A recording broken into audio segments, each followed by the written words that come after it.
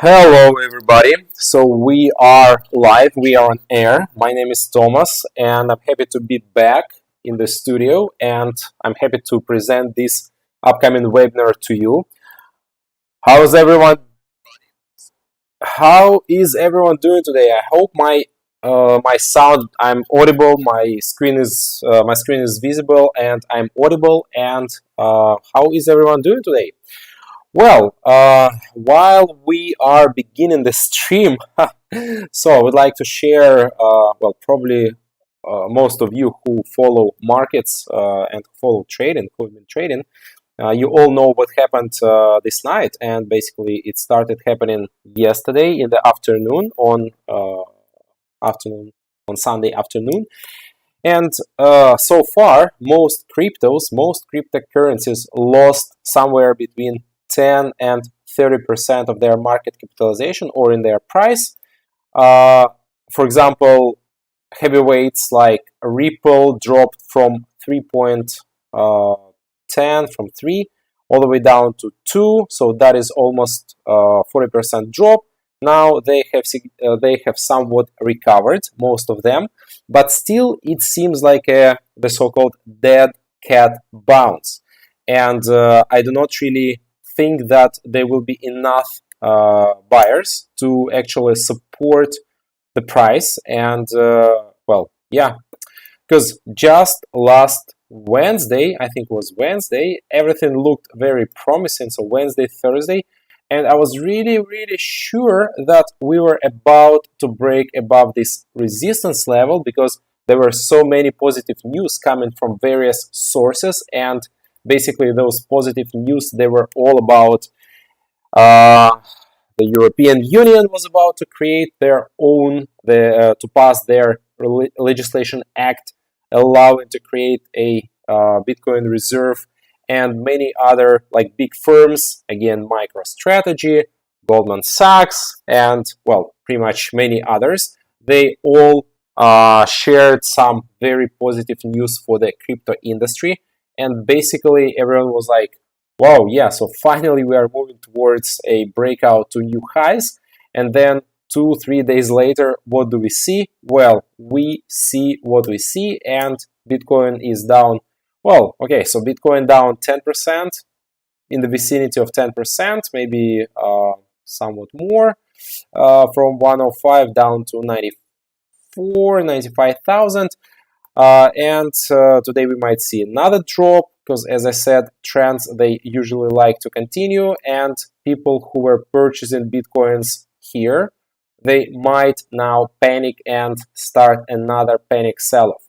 But the most interesting things, they of course were happening not on Bitcoin but on Ethereum, which saw a dramatic drop in value. So Ethereum dropped from 3,000 all the way, from almost all the way 3,500 down to 2,000. At some point it was dropping. There was this, okay, maybe it's not really visible here because closing prices were different, but it was dropping towards 2,500, 2,200. So there were two sharp sell-offs, and basically this led to a very significant number of positions of traders completely liquidated, completely losing their money, even though they maybe even had stop losses. But well, that is the danger of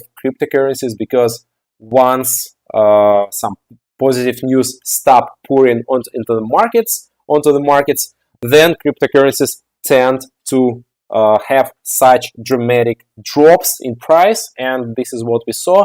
Well, and frankly speaking, I usually put myself in the shoes of big trade. Well, maybe for big traders it's quite all right, but for the majority of traders, I don't think many people are ready for drops of 30 to 40% value in just 2-3 days. This is extreme. And well, I don't know what's going to happen next. It is like super unclear about what's going to happen next, but we might have entered a bearish wave, and so we have 1, 2, 3, so 4 consecutive red days. And well, I don't know. I mean, like Bitcoin is still holding on to its gains, to its previous gains, but of course, these gains might be completely well removed, taken by the bears. So bears might overtake all these profits that potentially in the form of unrealized P&L many traders were holding, and now boom. So 95,000. So it's not. We're not in panic mode yet, but the fear index is reaching its highs, because if 92,000 level mark doesn't hold, then we are going to see an extreme drop in value all the way down to maybe 73, 75,000. So that is our nearest support level. So 20,000 down, well, anything can happen given its current volatility. But at the same time, what is quite interesting is that most traders, they still, or many big firms, they still claim that in the long run, Bitcoin is headed or is heading towards 200,000, 300,000 and more. And what is happening right now is that Bitcoin dominance, the so-called parameter, which basically suggests, tells us the overall ratio of Bitcoin compared to other currencies, now it reaches again 60%. I just saw this number here. Let me reload. Yes, it was just here. Right now it's showing. So market capitalization of all cryptocurrencies down by well, significantly down by 7-10%, but Bitcoin dominance is equals now 60.7%, which is quite high, and usually yes. So it in 30 days it went up again because it was on the lows of 55%. Now it is 60. It equals 60%, 60.7% to be exact. So it's up. So Bitcoin dominance is up. So a lot of money is flowing right into Bitcoin. Alrighty. So what else is happening on the markets? And well, basically, why is it happening? Well, because Mr. Donald Trump, the new president, the newly elected president of the United States, he's been in the office less than 2 weeks, and already he makes very dramatic moves. Like he imposed tariffs on imports from Mexico, from Canada, from China, I think. So he is ready to resume his trade war with China. He also threatens to impose tariffs on European export, so on the European Union and on the export which comes from those countries. So this doesn't help. I mean, like in the short run, this is not good. In the long run, I personally don't really understand what kind of game he is playing and what objectives he is trying to achieve by taking such steps, by taking such measures. But as of now, in the short run, we see prices like drop significantly. And well, I mean, like prices might go up, but the market is going down. And we are seeing a new big red candlestick on the Nasdaq index, even though it is trying to recover a little bit, but there is so much selling pressure above it. And also last week, well, we didn't have a webinar last week, but basically last week, not MicroStrategy, but NVIDIA saw the biggest, I think, like biggest recorded in history drop in value. So price, the market capitalization of NVIDIA dropped almost 20% in one day, which wiped off almost 600 billion with B of its market capitalization. So that was that is so far now the biggest one-day drop in value of any given company in the on the US market. So it was some unprecedented move, and it was all due to the fact that a Chinese company, a Chinese startup, they released their version, their analog of ChatGPT, which basically runs faster and doesn't need so much energy and doesn't require so much of computing power as NVIDIA, as ChatGPT does. And since ChatGPT and many other AI platforms are built on graphic processors like video cards, and basically NVIDIA is one of the main producers of those, so obviously the demand for them might drop in the near future. And since markets live by expectations, they don't live so much by what is currently happening on the markets, but rather than what is about to happen in future. So given all these negative aspects, so we saw a very sharp drop, and now I think it will be very difficult for NVIDIA to recover to its previous highs, even though I don't really see NVIDIA dropping so much in value in the future. But right now I don't really see any kind of like too many positive news also are not coming for NVIDIA.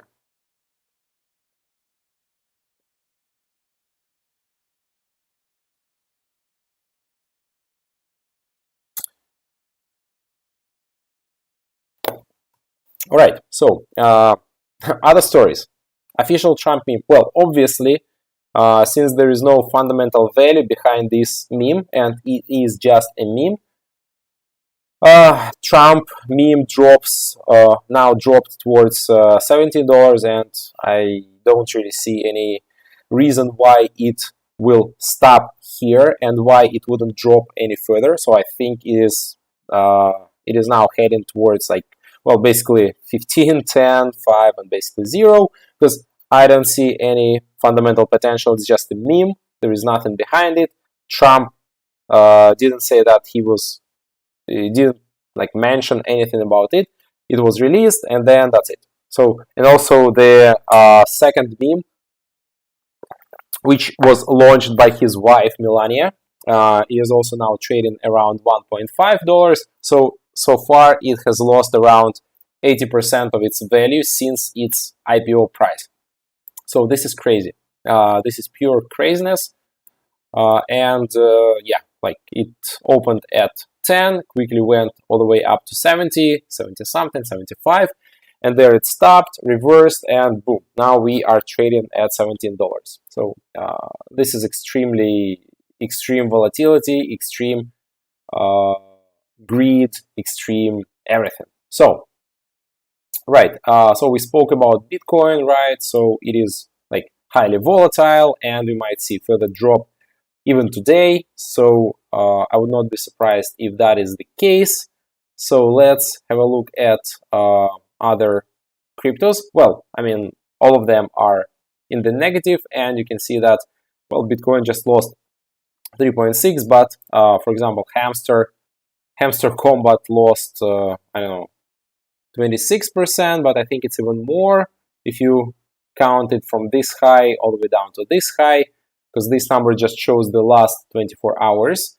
And all right, so Solana, okay, so relatively stable, but of course, when things go south, everything can overturn dramatically, super quickly. So Toncoin is also suffering huge losses. It was just recently trading around $5. Now it's trading at 3.8. Polkadot, same thing, same story. Well, pretty much everything is down, as I said, somewhere between 10 to 20 to 30 to maybe even 40%, depending on the cryptocurrency. So this is the reality of, basically Trump imposing tariffs on the European Union, on Canada, Mexico, and so basically a new trade war has officially begun. Because many people thought that, all right, so Trump Trump's rhetoric was harsh during his election campaign, and then once he enters the office, then he will change his mind, like many politicians do, because there is this very famous saying that no one lies as much as politicians during their election campaigns. But no, Trump, so far, I think, from what I see coming from the news, he has been quite consecutive with his promises. And so far, yes, we see that he has kept most of his promises. Not all of them have been implemented, but I think he is moving in that direction. Alrighty, now, what else is interesting today? So, it is interesting that gold is renewing its all-time highs, or about to, even though it opened with a gap down, but now this whole gap has already closed, and we are trading above 2,800. And my forecast remains the same. I mean, pretty much throughout the whole year. Last year, I've been recommending to open.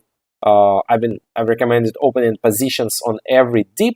So whenever price goes up, you wait. Price dips, and the deeper the dip, the better the potential. So all these dips should have been bought or should have been used as positions as situations, opportunities for opening up trades. Well, basically, yes, now in times of turbulence, in times of uncertainty, gold acts as the so-called safe haven, and we might see price reaching 3,000. Well, even this year, and maybe even before summer. I would not be surprised if that is the case. Now, what else is worth mentioning? So, of course, one of the main anti-beneficiaries of Trump's politics is the European Union, because now the euro is trading. Well, it was trading below 1.0. No, not yet. Okay, so it's close to 1.03. So it still opened with a gap down of almost 1% or maybe even more. So basically, the Europe. Do we still have MXN? Let's have a look at the Mexican peso. So USD opened up higher than the Mexican peso. Now the gap is closing, but of course, that was almost a 2-3% drop for the Mexican currency. So pretty much everyone is scared, everyone is afraid of Trump's new policies.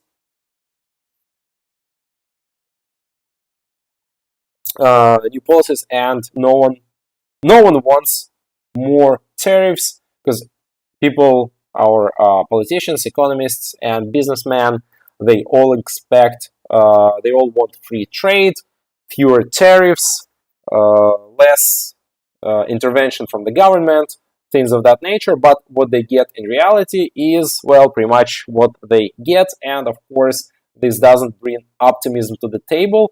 But as I say, Trump is a smart man, and also he has Elon Musk on his team, and I'm pretty sure that they have something like Elon Musk thinks 3, 4, 5, 6, maybe even more steps ahead. So this step one, I think, is just the beginning of some very smart game, and we will see the consequences in the near future, but not right now. So right now, it's still uncertain what he is trying to achieve by imposing these such tariffs. Maybe he wants to get more complicity from the Canada government or the Mexican government. I think that is the case, frankly speaking, but he's doing this by twisting their hands and really putting world trade in jeopardy. All right, so at the same time, Brent is not dropping today, so Brent is trading at $76.5. I would say that Brent still has potential for further uptrend, and I think the Saudi Arabia government will be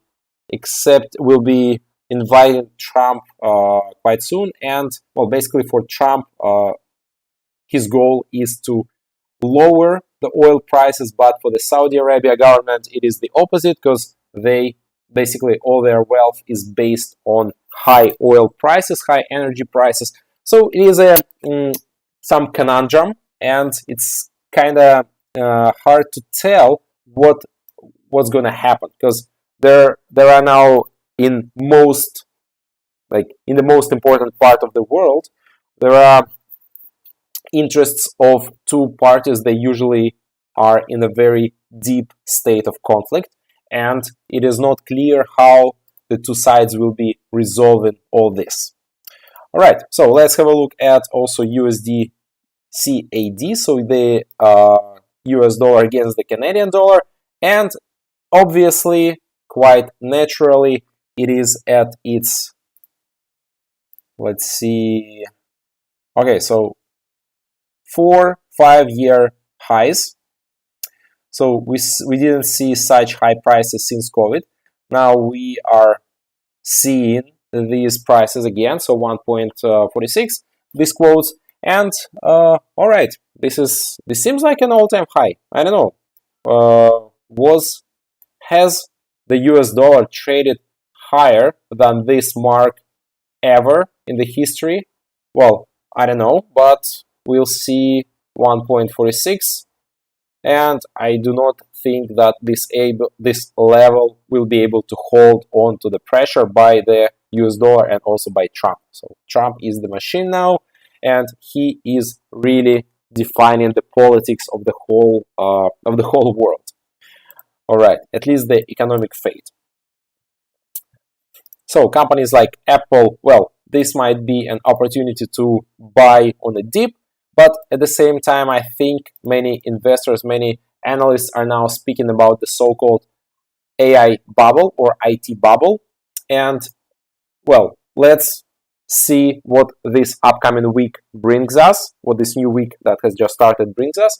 And in the end of the week, we'll be able to pretty much to see what happens, and then maybe we'll be able, or I will be able to make forecasts, because right now it is absolutely 100% uncertainty about what's going on. All right, guys, I think this is it for today. That was a quick market update. I hope you enjoyed it. I hope to see you next Monday. We should have another webinar on this topic. Please prepare your questions, and do not forget that you can always get a consultation from our VIP analysts if your status is advanced or expert on the platform, and you are entitled up to 4 consultations per month. So get in touch with your VIP specialist or a customer support representative, and they will hook you up with your analyst. I'm wishing you good luck this week. It is going to be not an easy week, that is for sure, but extreme volatility means extreme opportunities for traders who know what they're doing.